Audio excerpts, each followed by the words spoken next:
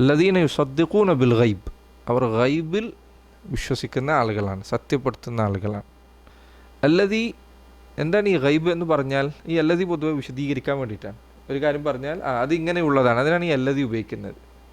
അല്ലദീന യുസദ്ദിഖൂ ബിൽ ഗൈബ്, അവർ ഗൈബിൽ വിശ്വസിക്കുന്നത്. ഈ ഗൈബ് എന്താണ്? അല്ലദീ ലാ തുദ്രിക്കുഹു, അദ്റക എന്നാണ് മനസ്സിലാക്കുക, ഗ്രഹിക്കുക. ഖുർആനിൽ അല്ലാഹു പറഞ്ഞു ലാ തുദ്രിക്കുഹുൽ അബ്സാർ, കണ്ണുകൾ കൊണ്ട് അള്ളാഹുവിനെ പൂർണ്ണമായി ഗ്രഹിക്കുക സാധ്യമല്ല. കണ്ണുകൊണ്ട് കാണാൻ പറ്റില്ല എന്നല്ല എൻ്റെ അർത്ഥം. ലാ തുദ്രിക്ക് എന്ന് പറഞ്ഞാൽ ലാ തുദ്രിക്കുഹുൽ അബ്സാർ, കണ്ണുകൾ കൊണ്ട് അള്ളാഹുവിനെ ഗ്രഹിച്ച് പൂർണ്ണമായി നോക്കിക്കാണുക സാധ്യമല്ല. എന്തുകൊണ്ട്? അള്ളാഹു കണ്ണുകൾ കൊണ്ട് സൃഷ്ടാവാണ്, അവനെ എത്ര നോക്കിയാലും അവൻ്റെ മഹത്വവും ഇതൊന്നും അവസാനിക്കുന്നില്ല. എത്ര നോക്കിയാലും അവൻ്റെ കണ്ണുകൾ കൊണ്ട് അവനെക്കുറിച്ച് പൂർണ്ണമായി അറിയുക അതൊരിക്കലും സാധ്യമല്ല. ഇദ്റാഖ് എന്ന് പറഞ്ഞാൽ കാര്യം ഗ്രഹിക്കുക. അല്ലാതെ ലാ തുദ്രിക്കുഹു, ഇത് കണ്ടെത്താൻ കഴിയില്ല. ഗൈബ് എന്ന് പറഞ്ഞാൽ ലാ തുദ്രിക്കു, അത് ഗ്രഹിക്കുക സാധ്യമല്ല. അല്ലാതെ ലാ തുദ്രിക്കുഹു ഹവാസുഹും, ഹവാസുൽ ഖംസ എന്നറിയും. ഹവാസാണ് പഞ്ചേന്ദ്രിയങ്ങൾ. അതിൽ ഇവിടെ പഞ്ചേന്ദ്രിയം എന്ന് പറഞ്ഞിട്ടില്ല, ഹവാസിനെ പറഞ്ഞിട്ടുള്ളൂ. മനുഷ്യന് ഗ്രഹിക്കാനുള്ള ഉപകരണങ്ങൾ, അവയവങ്ങൾ, കണ്ണ്, മൂക്ക്, നാവ്, കേൾവി, അല്ലേ, ചെവി, തൊലി, ഇതൊക്കെയാണ് ഹവാസ്. ഖുർആനിൽ പറയും ഹിസ്സിയത്ത്, ഖുർആനിലല്ല ഹിസ്സിയത്ത് എന്ന് പറയും. ഹിസ്സിയത്ത് എന്ന് പറഞ്ഞാൽ അനുഭവിക്കാൻ കഴിയുന്ന കാര്യങ്ങൾ, അനുഭവിച്ചറിയാൻ കഴിയുന്ന കാര്യങ്ങൾക്ക് ഹിസ്സിയത്ത് എന്ന് പറയാം. അല്ലദീ ലാ തുദ്രിക്കുഹു ഹവാസുഹും, അവരുടെ അവയവങ്ങൾ കൊണ്ട് അവർക്ക് കണ്ടെത്താൻ കഴിയാത്ത കാര്യങ്ങൾ.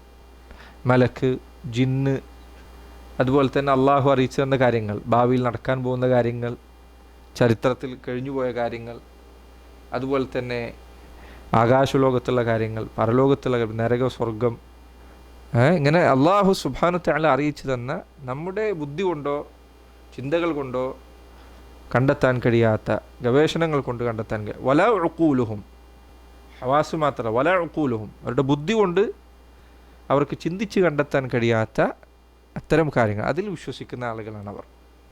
അതിലവരുടെ അടിത്തറ എന്താ? അള്ളാഹു പറഞ്ഞു, അവൻ്റെ റസൂൽ പറഞ്ഞു. പ്രത്യേകം ശ്രദ്ധിക്കുക, ഇങ്ങനെയുള്ള ആയത്തുകൾ ഉദ്ദേശിക്കുന്ന ഒരിക്കലും അവർക്ക് ബുദ്ധിക്ക് വിരുദ്ധമായത് വിശ്വസിക്കുന്നു എന്നല്ല. പ്രത്യേകം നിങ്ങൾ ശ്രദ്ധിക്കണം, ഒരിക്കലും ശരീഅത്തിൽ ബുദ്ധിക്ക് വിരുദ്ധമായൊരു കാര്യം ഉണ്ടാവില്ല, ബുദ്ധിക്ക് ഓപ്പോസിറ്റ് ആവുന്നൊരു കാര്യം ഉണ്ടാവില്ല. പിന്നെ എന്തേ ഉണ്ടാവുള്ളൂ? ബുദ്ധിയുടെ ശേഷിക്ക് അപ്പുറത്തുള്ള കാര്യങ്ങളുണ്ടാവും. നമ്മുടെ ബുദ്ധി കൊണ്ട് സമ്പൂർണ്ണമായി ഗ്രഹിച്ചെടുക്കാൻ കഴിയാത്ത കാര്യങ്ങളുണ്ടാവും. അതാണ് ശരീഅത്തിൽ പണ്ഡിതന്മാർ പറഞ്ഞാൽ കാണാം, ശരീഅത്തു തഅതി ബിമുഹാറാത്തിൽ ഉഖൂൽ ലാ ബിമുഹാലാത്തിൽ ഉഖൂൽ. മനുഷ്യരുടെ ബുദ്ധി കൊണ്ട്, മുഹാലാത്തിൽ ഉഖൂൽ എന്ന് പറഞ്ഞാൽ മനുഷ്യരുടെ ബുദ്ധി കൊണ്ട് ബുദ്ധിക്ക് വിരുദ്ധമാകുന്ന അസാധ്യമായ കാര്യങ്ങൾ, അതൊരിക്കലും സംഭവിക്കുക സാധ്യമേ അല്ലാത്ത കാര്യങ്ങൾ, അതൊരിക്കലും ശരീഅത്തിൽ ഉണ്ടാവില്ല. അത് അള്ളാഹു ഒരിക്കലും അറിയിക്കില്ല. നബി സ്വല്ലല്ലാഹു അലൈഹി വസല്ലം ഹദീസിൽ അങ്ങനെ വരില്ല. ബുദ്ധി കൊണ്ട് ഒരിക്കലും നടക്കാത്ത കാര്യം, അതൊരു പ്രപഞ്ചത്തിലേക്ക് സംഭവിക്കാൻ പറ്റാത്ത, അള്ളാഹു സുബ്ഹാനഹു വതആല ഒരിക്കലും അങ്ങനെയുള്ള കാര്യങ്ങൾ പറയില്ല. പക്ഷേ തഅതി ബിമുഹാറാത്തിൽ ഉഖൂൽ, മനുഷ്യരുടെ ബുദ്ധിയെ പരിഭ്രാന്തമാക്കുന്ന, ആശ്ചര്യപ്പെടുത്തുന്ന കാര്യങ്ങൾ ശരീഅത്തിൽ വരും. അവരുടെ ബുദ്ധിയെ ആശ്ചര്യപ്പെടുത്തുന്ന, ഇപ്പോൾ ബുറാഖിനെ കുറിച്ചുള്ള വിവരണങ്ങൾ, അതിന് കണ്ണ് തിന്നെടുത്ത് അതിൻ്റെ കാലെത്തുന്നതാണ്. അത് നമ്മുടെ ബുദ്ധിയെ അത്ഭുതപ്പെടുത്തുന്ന കാര്യമാണ്. അത് സംഭവിക്കില്ല എന്ന് പറയാൻ പറ്റുമോ? ഇല്ല. നമ്മൾക്ക് നമ്മുടെ ബുദ്ധി കൊണ്ട് ആ കാലഘട്ടത്തിൽ മനുഷ്യനെ കുറിച്ച് ചിന്തിച്ചു കഴിഞ്ഞാൽ അവൻ്റെ ബുദ്ധി കൊണ്ടത്, ആ ബുദ്ധിക്കത് അത്ഭുതകരമായൊരു കാര്യമാണ്. പക്ഷെ ഒരിക്കലും സാധിക്കാത്ത കാര്യമാണോ? അത് അല്ല, അള്ളാഹുവിന് സാധിക്കുന്ന കാര്യമാണത്. പ്രപഞ്ചത്തിൽ സംഭവിക്കുക സാധ്യമായൊരു കാര്യമാണ്. മനസ്സിലായത്? രണ്ടും തമ്മിൽ വ്യത്യാസം. മുഹാറാത്തുൽ ഉഖൂൽ, മുഹാലാത്തുൽ ഉഖൂൽ, രണ്ട് കാര്യങ്ങളുണ്ട്. ഇപ്പോൾ മുസ്ലിമീങ്ങൾ, മുഅ്മിനീങ്ങൾ അവർ ബുദ്ധിയുള്ളവരാണ്, അഖ്ലുള്ളവരാണ്. അവരുടെ ശരീഅത്തിൽ ഉള്ളതെല്ലാം അഖ്ലിന് അനുയോജ്യമാണ്. പക്ഷേ അള്ളാഹുവിൻ്റെ ദീനിൽ അവരുടെ ബുദ്ധി കൊണ്ട് കണ്ടെത്താൻ കഴിയാത്ത അത്ഭുതകരമായ കാര്യങ്ങൾ കേട്ടാൽ അള്ളാഹു പറഞ്ഞു എന്നതുകൊണ്ട് അവരത് വിശ്വസിക്കും. അത് ബുദ്ധിയാണ്, അത് സാമാന്യ ബുദ്ധിയാണ്. നമ്മേക്കാൾ അറിവുള്ള ഒരാൾ ഒരു കാര്യം പറഞ്ഞു തന്നാൽ, സത്യമാണ് പറയുന്നത് എന്ന് ഉറപ്പുള്ള ഒരാൾ നമുക്കൊരു കാര്യം പറഞ്ഞു തന്നാൽ അത് അംഗീകരിക്കുക എന്നത് ബുദ്ധിയാണ്. ഇബ്നുൽ ഖയ്യിം അതിന് ഉദാഹരണമായി പറഞ്ഞ് ഡോക്ടർമാരുടെ കാര്യമാണ്. ഡോക്ടർമാർ ചികിത്സക്ക് അവരുടെ അടുത്ത് ചെന്ന് കഴിഞ്ഞാൽ, നമ്മൾ രോഗം പറഞ്ഞാൽ അവർ മരുന്ന് പറയും. അവർ ചിലപ്പോൾ പറയുന്ന മരുന്നിൻ്റെ രീതിയോ ചികിത്സാ രീതികളോ നമ്മുടെ ബുദ്ധിക്ക് ചിലപ്പോൾ പൂർണ്ണമായി യോജിച്ചുകൊള്ളുന്ന കാര്യമായിക്കൊള്ളുന്നില്ല. ചിലപ്പോൾ പറയും കൈ തന്നെ മുറിച്ചാളെന്നറിയും, കാക്കട്ടെ, അല്ലെങ്കിൽ കാല് മുറിച്ചാളെന്നറിയും. നമ്മുടെ ബുദ്ധി കൊണ്ട് ആലോചിച്ചാൽ ചിലപ്പോൾ ഇത് വലിയ അപകടകരമായ കാര്യമായിട്ടാണ് നമുക്ക് തോന്നുക. പക്ഷേ പല കാര്യങ്ങളും നമുക്ക് വേദനയുണ്ടെങ്കിലും പ്രയാസമുണ്ടെങ്കിലും നമ്മൾ അംഗീകരിക്കുന്നു. എത്രയോ ആൾക്കാർ ആ ഡോക്ടറുടെ കൈ അബദ്ധം കൊണ്ട് ഖബറിലെത്തിയിട്ടുണ്ട്. ഞാൻ ഇബ്നുൽ ഖയ്യിം പറഞ്ഞ വാക്കാണ് ഞാൻ പറയുന്നത്, ഞാൻ പറഞ്ഞല്ല, ഇബ്നുൽ ഖയ്യിം പറയാം. എത്രയോ ആൾക്കാർ അയാളെ കൈ കൊണ്ട് ഖബറിലെത്തിയിട്ടുണ്ട്. എന്നിട്ടും അയാൾ പറയുന്നത് അംഗീകരിക്കാനും അനുസരിക്കാനും നമ്മൾ തയ്യാറാവുന്നത് എന്തുകൊണ്ടാണ്? നമ്മളെക്കാൾ അയാൾക്ക് വൈദ്യത്തിൽ വിവരമുണ്ട്, വൈദ്യശാസ്ത്രത്തെക്കുറിച്ച് വിവരമുണ്ട്. ആകാശഭൂമികളുടെ റബ്ബായ അള്ളാഹു ഒരു കാര്യം അറിയിച്ചാൽ അത് വിശ്വസിക്കുക, അംഗീകരിക്കുക എന്നുള്ളതാണ് ബുദ്ധി. അതുപോലെ വേറെ ചില പണ്ഡിതന്മാർ ഒരു മുഫ്തിയുടെ ഉദാഹരണം പറഞ്ഞിട്ടുണ്ട്. ഒരാളൊരു നാട്ടിൽ ചെന്നിറങ്ങി. ആ നാട്ടിൽ ചെന്നിറങ്ങിയപ്പോൾ അയാൾ വന്നിരിക്കുന്നത് അയാളൊരു വലിയ വിഷയത്തെക്കുറിച്ച് പരിഹാരം ചോദിക്കാനാണ്. അല്ലെങ്കിൽ അയാൾ ഒരു വീടുണ്ടാക്കാൻ ഒരു എൻജിനീയർ അന്വേഷിച്ചുകൊണ്ടാണ് വന്നിട്ടുള്ളത്. അല്ലെങ്കിൽ അയാൾ രോഗം ചികിത്സിക്കാൻ ഒരു ഡോക്ടറെ അന്വേഷിച്ചുകൊണ്ട് ഒരു നാട്ടിലേക്ക് വന്നു. അങ്ങനെ ആ ബസ് ഇറങ്ങി. അയാൾ ബസ് സ്റ്റോപ്പിൽ കാണുന്ന ഒരാൾ ചോദിച്ചു, ഇവിടെ ഒരു ഡോക്ടർ ഉണ്ട് എന്ന് കേട്ടിട്ടുണ്ട്, നിങ്ങൾ ആ ഡോക്ടറുടെ വീട് എവിടെയാണെന്ന് കാണിച്ചു തരണം, എൻജിനീയർ എവിടെയാണെന്ന് കാണിച്ചു തരണം. അയാൾ ഈ പറഞ്ഞ ബസ് സ്റ്റോപ്പിലുള്ള സാധാരണക്കാരനായ അയാൾക്ക് ഡോക്ടറുടെ വീട് കാണിച്ചു കൊടുത്തു. ഡോക്ടറോട് രോഗങ്ങളൊക്കെ പറഞ്ഞു. ഡോക്ടർ ചികിത്സ ഇന്നതാണെന്ന് പറഞ്ഞു. ഇത് കണ്ടുകൊണ്ട് നിൽക്കുന്ന ഈ വഴികാട്ടിയായ ആൾ, ബസ് സ്റ്റോപ്പിലുണ്ടായിരുന്ന സാധാരണക്കാരനായ അയാൾ പറയണേ, ഈ ഡോക്ടർ പറയും നിങ്ങൾ എടുക്കരുത്, ഞാനല്ല നിങ്ങൾക്ക് ഈ ഡോക്ടറെ കാണിച്ചു തന്നത്, ഞാൻ പറഞ്ഞത് നിങ്ങൾ സ്വീകരിക്കണമെന്ന് ആ വഴിയിലുള്ള ആൾ പറഞ്ഞാൽ എങ്ങനെ ഉണ്ടായിരിക്കും? അതേപോലെയാണ് ബുദ്ധിയുടെ കാര്യം. ബുദ്ധി നമുക്ക് അള്ളാഹു ഉണ്ട് എന്ന് ബോധ്യപ്പെടുത്തി തരുന്നു. വിശുദ്ധ ഖുർആൻ അള്ളാഹുവിൻ്റേതാണ് എന്ന് ബോധ്യപ്പെടുത്തി തരുന്നു. ഇതിലേക്ക് എത്തിക്കുന്ന വഴികാട്ടിയാണ് ബുദ്ധി.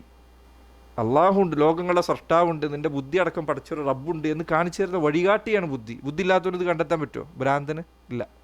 ബുദ്ധിയുള്ളവനെ ഇത് കണ്ടെത്താൻ സാധിക്കുള്ളൂ. അള്ളാഹു ഉണ്ട് എന്ന് നമ്മെ അറിയിച്ചു തന്നതിന് ശേഷം, നബി സല്ലല്ലാഹു അലൈഹി വസല്ലം സത്യമേ പറയൂ എന്ന് അറിയിച്ചു തന്നതിന് ശേഷം, അവിടത്തേക്ക് അള്ളാഹുവിൻ്റെ വഹി ലഭിക്കുന്നുണ്ട് എന്ന് നമുക്ക് അറിയിച്ചു തന്നതിന് ശേഷം ബുദ്ധി പറയാണ്, ഞാനല്ല ഇതൊക്കെ കാണിച്ചു തന്നത്, ഇനി അവർ പറഞ്ഞൊന്നും സ്വീകരിക്കരുത്, ഞാൻ പറഞ്ഞെടുക്കണം എന്ന് പറഞ്ഞാൽ എങ്ങനെ ഉണ്ടാകും? നേരത്തെ പറഞ്ഞ ആളെ പോലെ. മനസ്സിലായി ഞാൻ പറഞ്ഞെങ്കിൽ? അത് രണ്ടും ബുദ്ധിയെ ശരീഅത്തിന് മുകളിൽ വെക്കുന്ന ആളുകൾക്കുള്ള എളുപ്പത്തിൽ പറഞ്ഞു കൊടുക്കാവുന്ന മറുപടിയാണ്. ഡോക്ടറുടെ കാര്യവും അതുപോലെ തന്നെ ഈ നേരത്തെ പറഞ്ഞ വഴികാട്ടിയുടെ കാര്യവും. അപ്പോൾ ബുദ്ധി വഴികാട്ടി മാത്രമാണ്. കാര്യങ്ങളുടെ എല്ലാം മേൽ നിയന്ത്രണം പറയാനുള്ള അവകാശം ബുദ്ധിക്കില്ല. എന്തുകൊണ്ടില്ല? കാരണം ബുദ്ധി ദുർബലമാണ്. ഇത് വലിയ കഴിവുള്ള ആകെ ഇത്രേ ഇതിന് വലുപ്പമുള്ളൂ. ഇത് വർക്ക് ചെയ്യുന്നത് എന്തിനെ അടിസ്ഥാനപ്പെടുത്തിയാണ്? അടിസ്ഥാനപ്പെടുത്തിയാണ് കണ്ണ്, മൂക്ക്, നാവിലുള്ള രുചി, വായന, കേൾവി, ഇങ്ങനെയുള്ള കാര്യങ്ങൾ അടിസ്ഥാനപ്പെടുത്തിയാണ്. ഇതിലേതെങ്കിലും ഒന്ന് കുറഞ്ഞു കഴിഞ്ഞാൽ ബുദ്ധിയുടെ ശേഷി കുറയും. നോക്കൂ, നിങ്ങളൊരു കാഴ്ചയില്ലാത്ത ഒരാളെ സംബന്ധിച്ചിടത്തോളം ഈ കാഴ്ചയുള്ള പലർക്കുമുള്ള കാര്യങ്ങൾ അയാൾക്ക് മനസ്സിലാവില്ല, അല്ലേ? കാഴ്ചയുള്ള ഒരാൾക്ക് മനസ്സിലാവുന്ന പല കാര്യം കാഴ്ചയില്ലാത്ത ഒരാൾക്ക് മനസ്സിലാവില്ല. കേൾവി ഇല്ലാത്ത ഒരാൾക്കോ, കേൾവിയുള്ള ആളുകൾക്ക് മനസ്സിലാവുന്ന പലതും അയാൾക്ക് മനസ്സിലാവില്ല. ഏതെങ്കിലും ഒന്ന് മിസ്സാവുമ്പോഴത്തേക്ക് അയാളുടെ ബുദ്ധി വർക്ക് ചെയ്യാൻ പ്രയാസപ്പെടുകയാണ്. ഇതെല്ലാം ലഭിച്ച ഒരാളെ സംബന്ധിച്ചിടത്തോളം തന്നെ അതെല്ലാവർക്കും വ്യത്യസ്തമാണ്.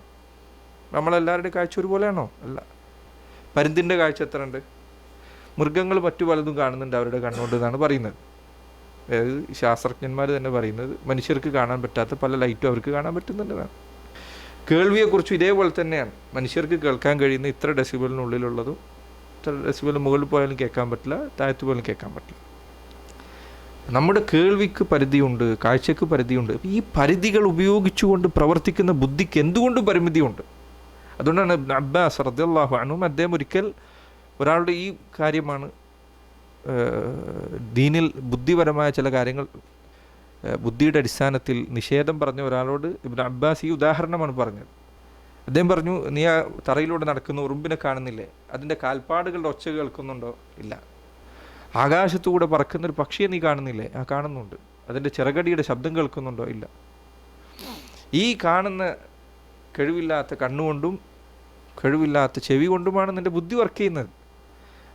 അതിന് താങ്ങാൻ പറ്റാത്തത് എടുക്കാൻ പറഞ്ഞാൽ അത് വിവരക്കേടാണ്, ബുദ്ധിയില്ലായ്മയാണ്. ഏതുപോലെ? ഉദാഹരണത്തിന് നിങ്ങൾ തന്നെ നോക്കൂ, ഇവിടെ പല ജോലിയുള്ള ആൾക്കാരുണ്ട്. എഞ്ചിനീയർമാരുണ്ട്, ഡോക്ടർമാരുണ്ടാവും, വേറെയുള്ള പല. നിങ്ങൾ ഏതെങ്കിലും ഒരാൾ എഞ്ചിനീയർമാരുടെ പുസ്തകം എടുത്തു വരാം, ഒരാൾ ഡോക്ടറുടെ പുസ്തകം എടുത്തു വരാം. ഞാനിതിൽ ഏതെങ്കിലും 2-3 പേജ് മറിച്ച് നോക്കിയിട്ട് വരാം, എന്തൊക്കെ വിവരക്കേടാണ് ഈ എഴുതി വെച്ചിരിക്കുന്നത് എന്ന് പറഞ്ഞാൽ നിങ്ങൾ എന്നെ എങ്ങനെയായിരിക്കും വീക്ഷിക്കുക? എന്തൊരു വിവരക്കേടുള്ള മനുഷ്യനാണ് ഇയാൾ. അയാൾക്ക് യാതൊരു വിവരമില്ലാത്തൊരു പുസ്തകം എടുത്ത് നോക്കിയിട്ട് അയാൾ ഇതൊന്നും ശരിയില്ല എന്ന് പറഞ്ഞു. എൻ്റെ വിവരം, എനിക്കറിയാത്ത വിഷയങ്ങൾ പലതുമുണ്ട്, നിങ്ങൾക്കറിയുന്ന പല വിഷയങ്ങളും നിങ്ങൾക്കറിയാത്ത വിഷയങ്ങൾ. ഇത് മനുഷ്യരുടെ ഇടയിലുള്ള വിജ്ഞാനങ്ങളുടെ വ്യത്യാസമാണ്. അപ്പോൾ ആകാശഭൂമികളുടെ സൃഷ്ടാവായ റബ്ബ് അറിയിക്കുന്ന കാര്യം അത് എനിക്ക് എൻ്റെ ബുദ്ധിക്ക് ഉൾക്കൊള്ളാൻ പറ്റുന്നില്ല എന്ന് പറഞ്ഞ് തള്ളുന്ന, നിഷേധിക്കുന്ന ഒരാൾ, അയാളുടെ അവസ്ഥ എത്ര പരിതാപകരമായിരിക്കും എന്ന് ആലോചിച്ച് നോക്കൂ. അതുകൊണ്ട് തുടക്കത്തിൽ തന്നെ ഈ പ്രശ്നമാണ് പരിഹരിച്ചത്. അല്ലദീന യുഅ്മിനൂന ബിൽ ഗൈബ്, ഗൈബിൽ വിശ്വസിക്കുന്നവരാണ്, അവർ നിഷേധിക്കുന്നവരല്ല, അവർക്ക് ഈമാനുണ്ട്. ഇതാണ് ഒന്നാമത്തെ സ്വഭാവം. അതുകൊണ്ട് മുഅ്മിനീങ്ങളെ ഖുർആൻ തുടങ്ങുമ്പോൾ പറഞ്ഞ പാഠം ഇതാണ്. അള്ളാഹു ഒരു കാര്യം പറഞ്ഞാൽ വിശ്വസിക്കുക, ചോദ്യം ചെയ്യരുത്. ലാ യുസ്അലു അമ്മാ യഫ്അൽ വഹും യുസ്അലൂൻ. അള്ളാഹു അവൻ ചെയ്യുന്നതിനെക്കുറിച്ച് ചോദ്യം ചെയ്യപ്പെടുന്നതല്ല. വഹും യുസ്അലൂൻ, അവരോട് ചോദിക്കപ്പെടുന്നതാണ്. എന്തിനാ ഇത് വിശ്വസിക്കാൻ പറഞ്ഞു, എന്തിനാ അത് വിശ്വസിക്കാൻ പറഞ്ഞു? അള്ളാഹ് പറഞ്ഞാണ് വിശ്വസിക്കണം, പ്രവർത്തിക്കണം. അവിടെ തിരിച്ചു ചോദ്യമില്ല. കാരണം അള്ളാഹു സൃഷ്ടാവാണ്, നീ സൃഷ്ടിയാണ്.